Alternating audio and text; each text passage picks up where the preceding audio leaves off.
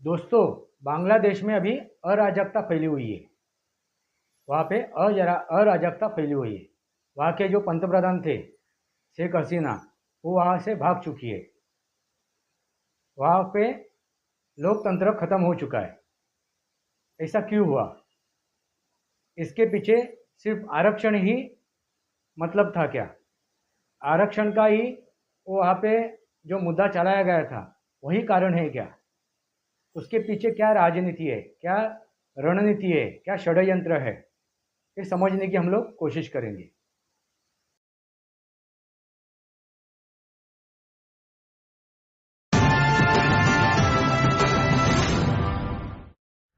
नमस्कार दोस्तों, वास्तवावर बोलू काहीतरी इस श्रृंखला में फिर एक बार आपका स्वागत। मैं आपका दोस्त राजेश वासंती साबाजी किलुस्कर। दोस्तों, अभी बांग्लादेश में अराजकता फैली हुई है। वर्तमान में वहाँ के जो पंतप्रधान थी शेख हसीना, वहाँ से भाग चुकी है अपनी जान बचा के। ऐसा क्यों हुआ? इसकी शुरुआत कहाँ से हुई? दोस्तों, इसकी शुरुआत हुई आरक्षण से। और आरक्षण किसको मिला था? जो बांग्लादेश को जिन्होंने भी आज़ाद किया था, उसमें जिनका भी योगदान था, उनको आरक्षण दिया गया था। उनके लिए वो आरक्षण था। ये खाली आरक्षण का एक बहाना है दोस्तों। ऐसा मैं क्यों कह रहा हूँ? क्योंकि शेख हसीना, उस वो पंतप्रधान बांग्लादेश की, उन्होंने एक आरक्षण का जो परसेंटेज है वो घटाया भी था। उसके बावजूद भी वो आंदोलन जारी रहा और उन्होंने उग्र रूप धारण किया। उस आंदोलन ने उग्र रूप धारण किया, तोड़फोड़ शुरू की, लूटपाट चालू की, हिंदुओं के घर जलाने लगे। जो गैर मुसलमान हैं उनके घर जलने लगे। उनके माता बेटी के ऊपर अत्याचार होने लगा। उनकी जान खतरे में आई, उनको काटा गया। ऐसा क्यों होने लगा? आरक्षण तो आंदोलन तो आरक्षण के विरोध में था। आंदोलन तो आरक्षण के विरोध में था। फिर ये क्या हो रहा है? ये क्यों ऐसी घटनाएं हो रही है? क्योंकि इसके पीछे आरक्षण एक खाली एक बहाना था दोस्तों। आरक्षण एक बहाना था। उनको सिर्फ और सिर्फ शेख हसीना की सरकार गिरानी थी। उनको पद से हटाना था। यही इनकी राजनीति, यही षड्यंत्र था, यही एक रणनीति थी। इसके पीछे कौन है? इसके पीछे है वहाँ के कट्टर इस्लामिक, जो वहाँ पे सिर्फ इस्लाम का धर्म चाहते हैं, इस्लामिक देश बनाना चाहते, इस्लामिक देश ही है वो। मगर वहाँ पे वो हिंदुओं को या गैर मुसलमानों को नहीं चाहते हैं। ऐसे वहाँ पे भी लोग हैं। इनके पीछे ये भी माइंड सेट के लोग हैं, वो कट्टर है। और उसके पीछे चीन भी है। चीन क्यों है? भारत और बांग्लादेश में एक नदी बहती है, उसमें एक प्रोजेक्ट करना था, वहाँ पे एक बांध बांधना था। इसके लिए चीन ने ऑफर दिया था बांग्लादेश को। शेख हसीना वहाँ पे चीन में जाके मिल की भी आई थी, मगर उन्होंने, शेख हसीना ने उनका वो जो प्रोजेक्ट था, उनका जो ऑफर था, वो नकारा था। इसके वजह से चीन को भी मिर्ची लगी होगी। एक तो ये चीज़ है। दूसरी चीज़, जब दोबारा शेख हसीना वहाँ पे जीत के आई, उन्होंने वहाँ पे सरकार बनाई और उसके बाद उन्होंने अमेरिका के बारे में एक बयान दिया। उन्होंने कहा कि क्या कहा कि अमेरिका बांग्लादेश का चुनाव क्या करना चाहती थी? बाधित करना चाहते थे। बांग्लादेश का चुनाव अमेरिका बाधित करना चाहता था, ऐसा उन्होंने दिया हुआ बयान है। इसका मतलब क्या है कि अमेरिका का भी हाथ उसमें है, क्योंकि वो मनवाना चाहते थे अमेरिका कि जो हम लोग बातें कर रहे, जो हमारी रणनीति है, राजनीति है, उसके हिसाब से आप चलो। तो क्यों क्यों करना चाहती थी अमेरिका? जो पाकिस्तान में वो कर रहे, वैसा वो बांग्लादेश में करना चाहते थे, भारत के अगेंस्ट। दोस्तों समझ जाइए, अमेरिका ने पाकिस्तान को बड़ा किया है, उनको बरगा लाके, उनकी दिशा भूल करके या जानबूझ के, वैसा वो बांग्लादेश को भी करना चाहते थे। और वही बात शेख हसीना ने मानी नहीं। एक तो वो चीज़ है, दूसरा तो पाकिस्तान है ही, क्योंकि उनसे यानी पाकिस्तान से जब बांग्लादेश अलग हुआ तो पाकिस्तान को भी मिर्ची लगी हुई है।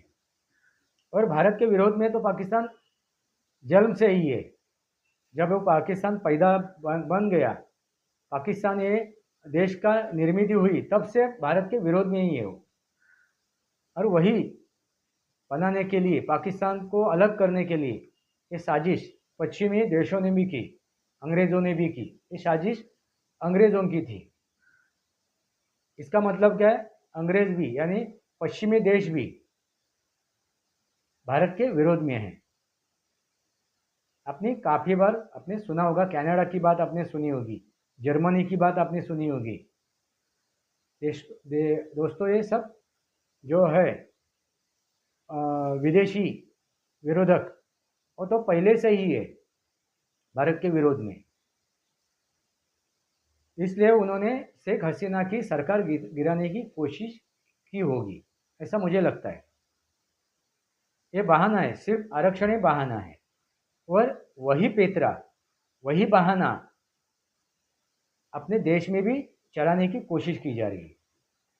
इसलिए मैंने क्या कहा कि भारत को अभी सतर्क होना जरूरी है, क्योंकि यही पेतरा भारत में चलाया जा रहा है। 2024 के चुनाव, लोकसभा चुनाव के पहले हिंदुओं में, जाति जमातियों में बंटवारा करने की कोशिश की जा रही थी। चुनाव के दरमियान भी हिंदुओं में, जाति जमातियों में बंटवारा करने की कोशिश की जा रही थी। ये राहुल गांधी वही तो कर रहे थे।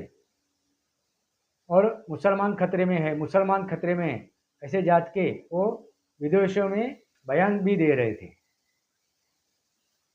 और अभी भी उन्होंने संसद में भी ये घोषणा कर दी, कुछ भी हो, हम लोग ये जातिगत जनगणना लाएंगे ही। दोस्तों क्या करना चाहते, जातिगत जनगणना लाके वो क्या करना चाहते? बल्कि नरेंद्र मोदी जी ने तो 4 जाति बताई थी। एक जाति क्या है, महिला, दूसरी युवक, तीसरा किसान और आदिवासी, ऐसे जातियां उन्होंने बताई थी। तो अभी जो राहुल गांधी चाहते हैं वो जातियां कौन सी है? वो जातियां हिंदुओं में है। वो क्यों चाहते हैं? क्योंकि हिंदुओं को बांटने की वो कोशिश कर रहे हैं। इस तख्ते को इतना लाभ मिलना चाहिए, इस तख्ते को इतना लाभ मिलना चाहिए, इस तख्ते को इतना लाभ मिलना चाहिए, यानी इस जाति को इतना, इस जाति को उतना, इस जाति को, यानी जातियों में, जाति जमातियों में वो झगड़ा करना चाहते हैं। वो क्यों झगड़ा करना चाहते हैं? जो बांग्लादेश में आज अराजकता फैली हुई है, वैसी ही अराजकता वो भारत में भी फैलाना चाहते हैं। और ये पॉसिबल नहीं है। तो क्यों पॉसिबल नहीं? क्योंकि आज भी बहुसंख्यक हिंदू है, आज भी बहुसंख्यक हिंदू है। नहीं तो अभी देखिए आप पाकिस्तान में या बांग्लादेश में तो क्यों अराजकता फैली हुई है कि वहाँ पे और इस्लामिक राष्ट्र है, बहुसंख्यक कौन है वहाँ पे? इस्लाम है, इस्लामिक है, मुसलमान है। दोस्तों हिंदू ये सहिष्णु था और सहिष्णु रहेगा। उस वजह से हिंदुओं को तोड़ना है तो एक ही काम करना पड़ेगा, हिंदुओं में बंटवारा करो, हिंदुओं को बांटो। जैसा कश्मीर में हम लोग बटे और घटे, जैसे हम लोग केरल में बटे और घटे, जैसे हम लोग हिमाचल में बटे और घटे, वही हो रहा है। वो क्यों? डर के वजह से। हमें लाभ क्या मिलेगा? ये उच्च जाति वाला हमसे लाभ छीन लेगा। दुनिया कहाँ से कहाँ तक पहुँच गई, दुनिया चांद तक पहुँच गई, तो भी हमारे हिंदुओं की सोच अभी बदली नहीं है। हम उच्च जाति, नीच जाति, अगड़ा पिछड़ा, यही बात करती है। जब तक हम लोग नहीं संभल पाएंगे, ना हम लोग एक दूसरे का मान सम्मान कर पाएंगे, तब तक ये चलता रहेगा। इसलिए जो आगड़ी है जाति, जो खुद को ब्राह्मण कहता है, जो खुद को क्षत्रिय कहता है, जो खुद को वैश्य कहता है, ऐसे लोगों को मैं एक प्रार्थना करता हूँ कि काफ़ी हो चुका, अभी काफ़ी हो चुका आगड़ा पिछड़ा। अभी आप संभल जाओ, सुधर जाओ, वरना जो पाकिस्तान में हुआ है, आप बटे और घटे। जो बांग्लादेश में हो रहा है, आज भी हो रहा है। हिंदुओं के घर जलाए जा रहे हैं, हिंदुओं के माता बहनियों की इज्जत लूटी जा रही है, हिंदुओं को का कत्ल हो रहा है। पाकिस्तान में भी वही हुआ। बंटवारा होने के बाद हिंदुओं की संख्या कितनी थी, आज कितनी है? यानी जो गैर मुसलमान है उनकी संख्या कितनी थी? सिर्फ हिंदुओं की नहीं बात कर रहा, गैर मुसलमानों की भी बात कर रहा हूँ। बौद्ध थे, वहाँ पे जैन थे, वहाँ पे हिंदू थे, वहाँ पे क्रिश्चियन थे, अनगिनत जातियाँ थी, अनगिनत धर्मों के लोग थे। वो बटे और घटे। जो भी इस्लामिक देश है उसमें वही बातें हो रही है, जो बटे वहाँ पे घटे, और वही बंटवारा करने की कोशिश की जा रही है। दोस्तों, षड्यंत्र है, ये राजनीति नहीं है, ये सकारात्मक राजनीति नहीं है, ये पॉजिटिव राजनीति नहीं है, ये एक नकारात्मक, एक देश को, एक राष्ट्र को खत्म करने की राजनीति है। जातियों में बांटो, और किसको बांट रहे हैं? बहुसंख्यक हिंदुओं को। दोस्तों, बल्कि मुसलमानों में भी जातियां है, 72 फिरके हैं, उसकी बात क्यों नहीं की जा रही है? उन 72 फिरकों की बात क्यों नहीं जा रही है? वहाँ पे भी अगला पिछड़ा है ना, अगला पिछड़ा वहाँ पे भी है। पसमानदा मुसलमानों के मत साधने के लिए भारतीय जनता पार्टी ने पुरजोर प्रयत्न किया, पुरजोर प्रयास किया, तो पसमानदा मुसलमानों को साधने के लिए क्या हुआ? वो नहीं साधे। उनको आपके आरक्षण से, आपके लाभ से कुछ मतलब नहीं है। वो आपसे लाभ नहीं चाहते, वो एक ही चाहते, उनको एक ही लाभ चाहिए, वो है देश को इस्लामिक बनाओ, देश का इस्लामिकरण करो, यही वो चाहते हैं। भले वो पसमानदा मुसलमान हो, 72 फिरके हो, या और कुछ भी हो। उन्होंने करके भी दिखाया इस चुनाव में। जो भी हिंदू समर्थक पार्टियां थी, हिंदुओं का साथ देने वाली जो पार्टियां हैं, मगर वो वाकई में हिंदुओं का साथ देने वाली नहीं है, वो वाकई में धर्मनिरपेक्ष है। भारतीय जनता पार्टी धर्मनिरपेक्ष ना होती तो मुसलमानों को जो उन्होंने ये दिया, लाभ दिया, वो नहीं देते ना। वो उनको भी घर मिला, उनको भी गैस का चूल्हा मिला, उनको भी पानी मिला, उनको भी बिजली मिली। जितने भी योजना उन्होंने, भारतीय जनता पार्टी ने, इस नरेंद्र मोदी जी ने जो योजना ये की, उनका अमल किया, उस योजनाओं में इन मुसलमानों को भी अपना हिस्सा मिला, बल्कि ज़्यादा मिला। तो भी उन्होंने भारतीय जनता पार्टी के विरोध में या एनडीए के विरोध में मतदान किया, क्योंकि उनका एजेंडा तय है, वो है गजवा हिंद। 100% मतदार, मुसलमान मतदार, वो इंडिया आघाड़ी के साथ गए, इंडिया आघाड़ी के साथ गए। फिर वो कौन खड़ा है, उससे हमें लाभ मिलेगा कि नहीं मिलेगा, वो हमारा भला करेगा कि नहीं करेगा, वो कुछ नहीं उनको जानना है। उनको एक ही चीज़ उनके नज़र के सामने है, वो है अल्लाह श्रेष्ठ है, एक ही धर्म है, वो है इस्लाम धर्म, और इस्लामीकरण करना। और सिर्फ भारत की बात नहीं है, पूरे वर्ल्ड की बात है। लंदन में वही हो रहा है, लंदन में भी वही हो रहा है। अब ये जो भी पश्चिमात्य देश है जहाँ पे ईसाई धर्म है, वहाँ पे भी वही होने जा रहा है। वो ईसाइयों को भी ख़त्म कर रहे हैं, ईसाइयों को भी मार रहे हैं। तो कौन? ये मुसलमान। और इनको बड़ा करने वाला कौन है? मैं ये मुसलमानों को कुछ मत बोलने से मतलब नहीं है, क्योंकि उनका एजेंडा तय है। उनके पीछे जो शक्तियाँ है वो है हिंदू, जो खुद को हिंदू कहता है, जो खुद को सनातनी कहता है, जो जनेऊधारी हिंदू है, वही है, वही है। अब समझ जाइए दोस्तों, ये ममता बनर्जी कौन है? जनेऊधारी हिंदू है। जितने भी विरोधक में बैठे हैं ना, ये सब जनेऊधारू है। ये जो उद्धव ठाकरे है, वो तो हिंदू हृदय सम्राट बाला साहब ठाकरे के पुत्र थे। वो तो सबसे बड़े जनेऊधारू है, हिंदू हृदय सम्राट। गर्व से कहो हिंदू है, ऐसी घोषणा देने वाले के पुत्र है। वो भी अभी ये मुसलमानों की चापलूसी कर रहे हैं। दोस्तों ये समझ जाइए आप, इनका कोई भी धर्म नहीं है, ना उनकी कोई जाति है, ना कोई उनका मजहब है। वो इंसान ही नहीं है, ये मुर्दे है। दोस्तों आप जिसने भी नाटक किया होगा, ऐसा सोने का नाटक किया होगा, उसको हम लोग जगा सकते हैं, लात मार के जगा सकते हैं, जोर से हिला के जगा सकते हैं।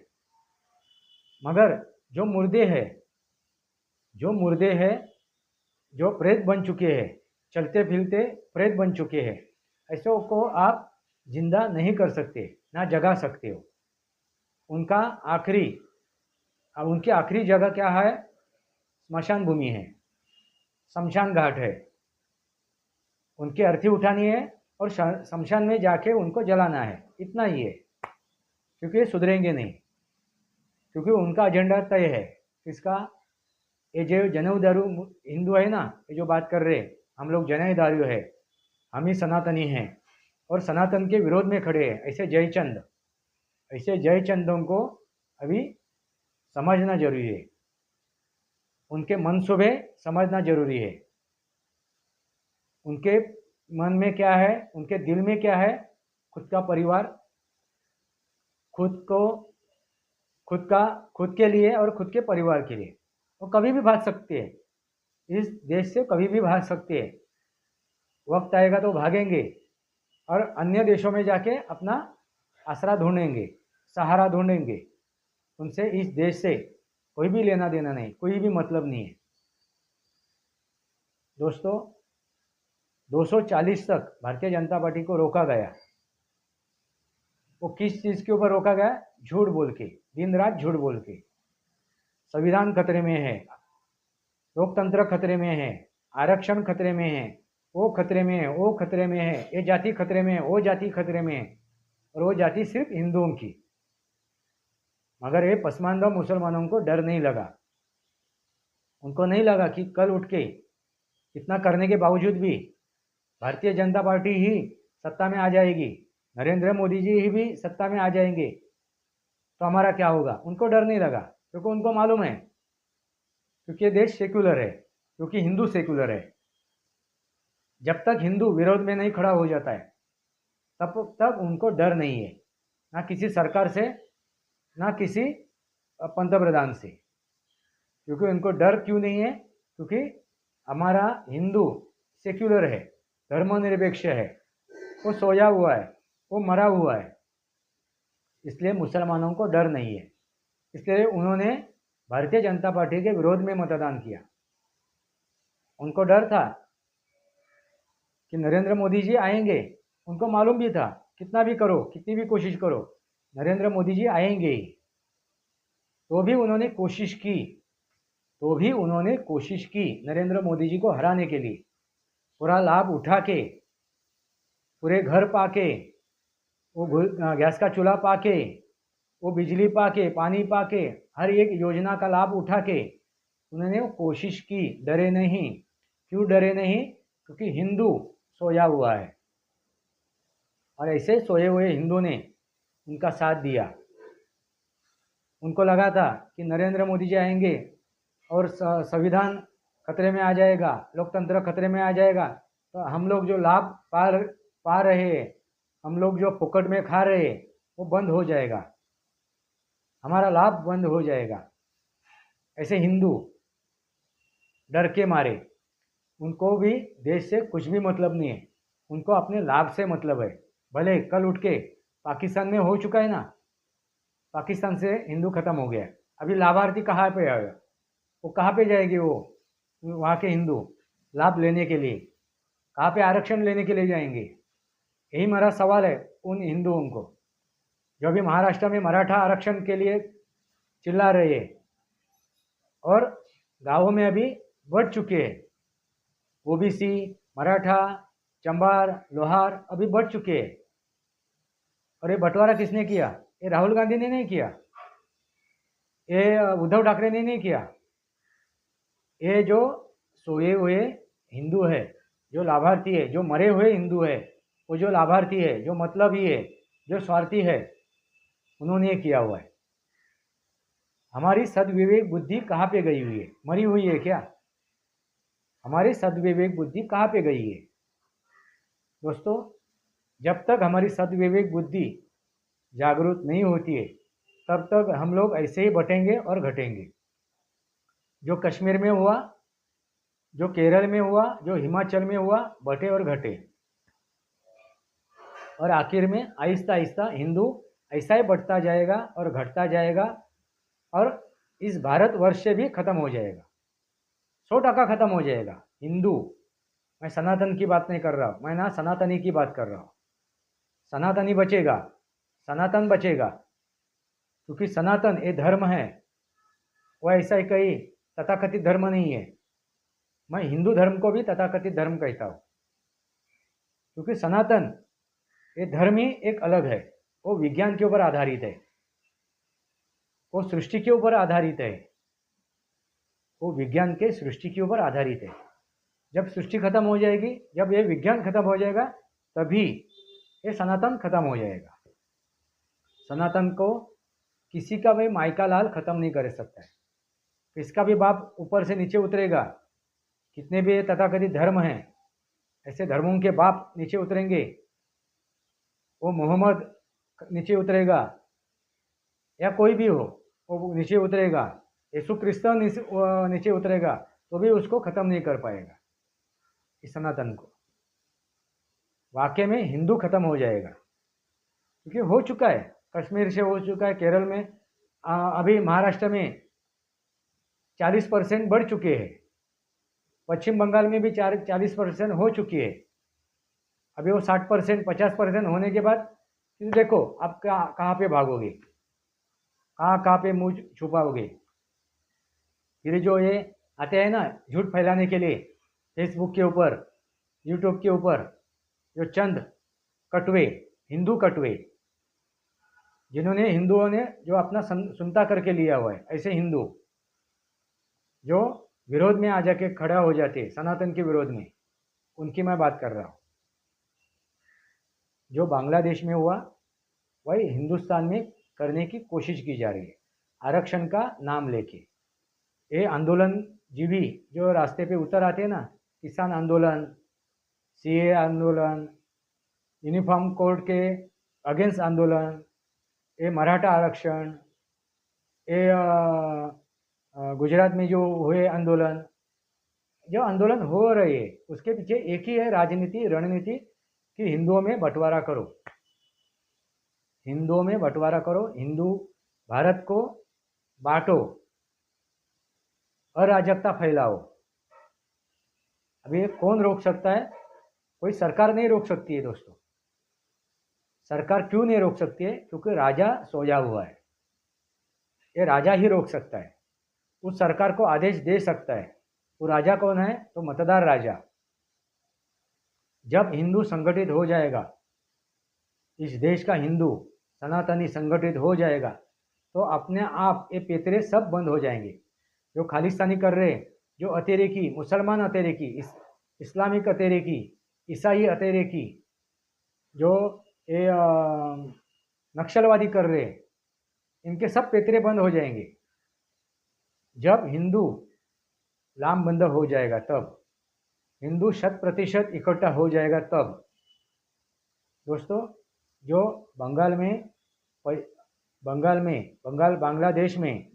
बांग्लादेश में जो अराजकता फैली हुई है, उसके पीछे सिर्फ आरक्षण नहीं है, उसके पीछे जो देश को तोड़ने वाली, देश को बर्बाद करने वाली जो अराजक तत्वता है, अराजक तत्व है, देश विरोधी, बंगाल के देश विरोधी, वो क्या चाहते हैं? अभी वहाँ पे अराजकता फैलेगी तो क्या होगा?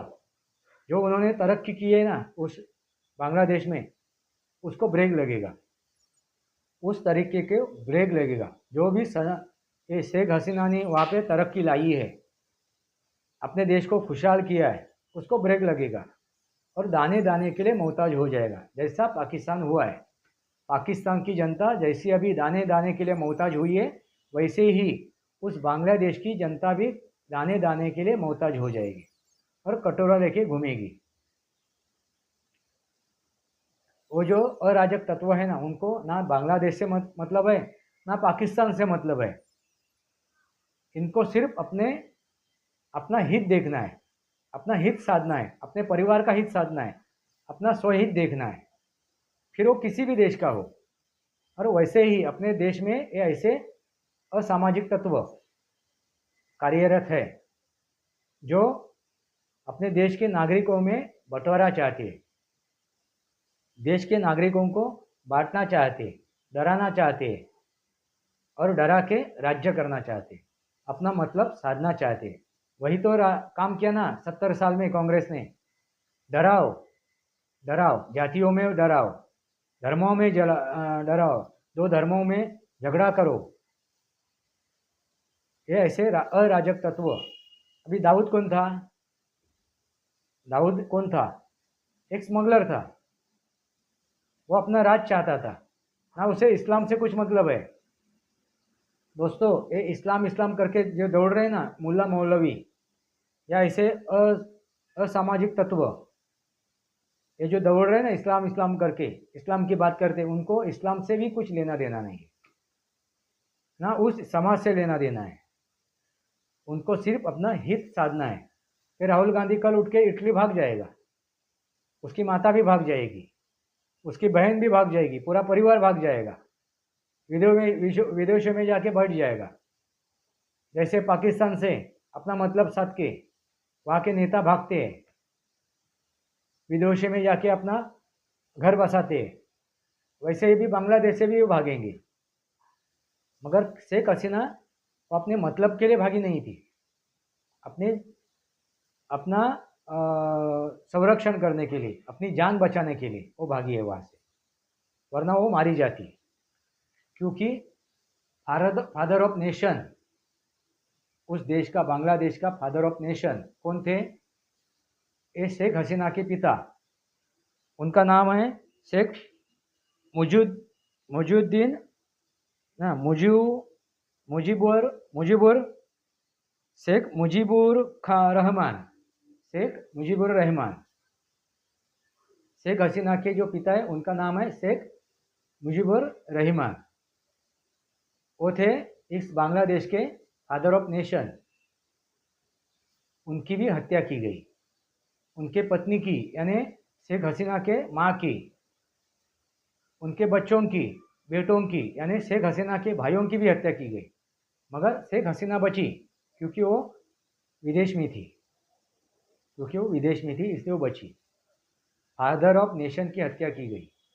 और किसने की? आर्मी ने की, बांग्लादेश के आर्मी ने।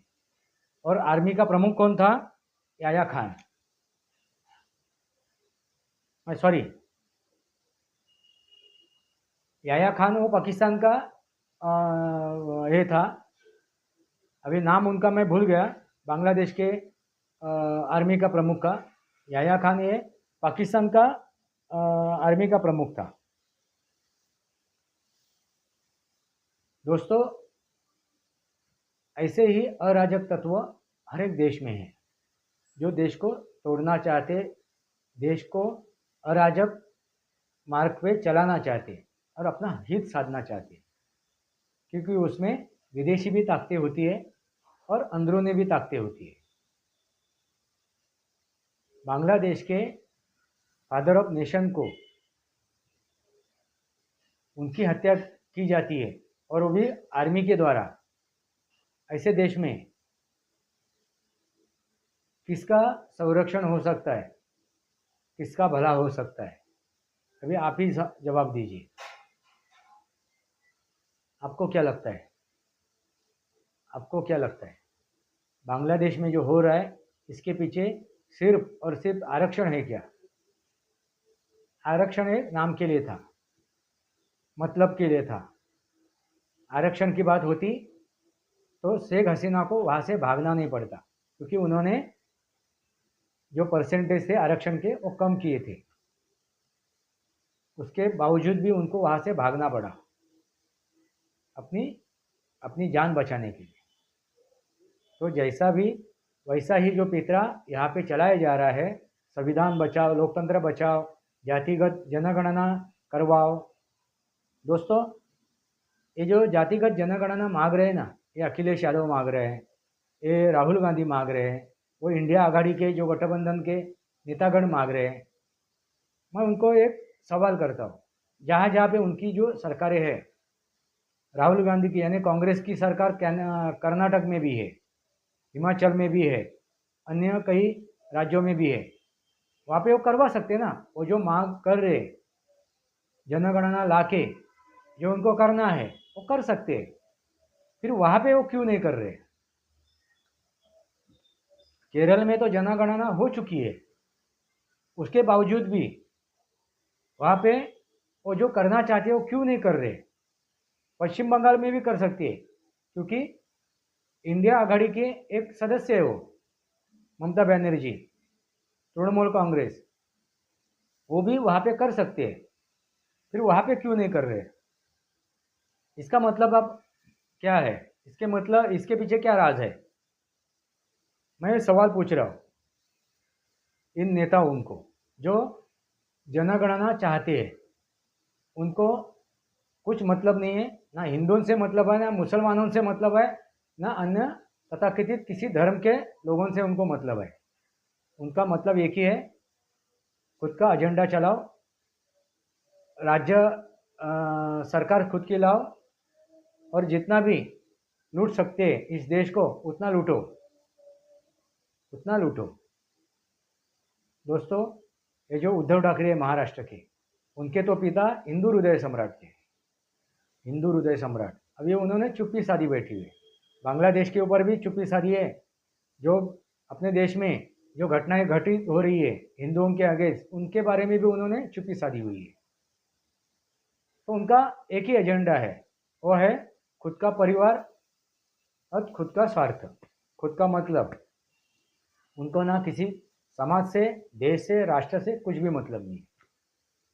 उनका एजेंडा तय है, खुद का मतलब साधो, खुद के परिवार का मतलब साधो।